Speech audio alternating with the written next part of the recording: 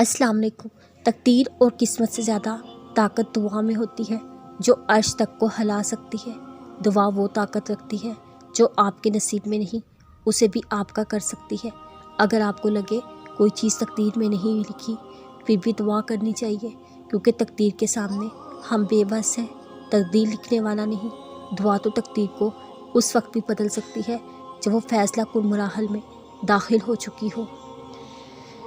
सब्र से मत उकताएं।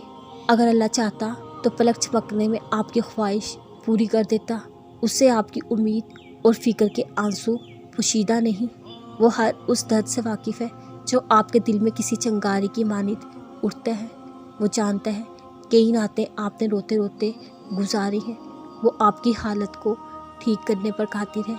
जल्दी वो आपके लिए मुआवजा कर देगा, लेकिन याद रखें वो इन लोगों से मोहब्बत करता है जो बार बार दुआ मांगते रहते हैं। वो गैब का इल्म रखने वाला है। हम नहीं जानते किस वक्त हमारे लिए क्या बेहतर और ज़रूरी है। हम तो बस अपनी मर्ज़ी चाहते हैं। असल हक़ाइक़ तो वो जानता है। लिहाजा अपनी ख्वाहिशात से ज़्यादा उसकी मर्ज़ी, उसके फ़ैसलों पर भरोसा रखो और बेफ़िक्र रहो। वो तुम्हारे लिए बेहतर करने वाला है।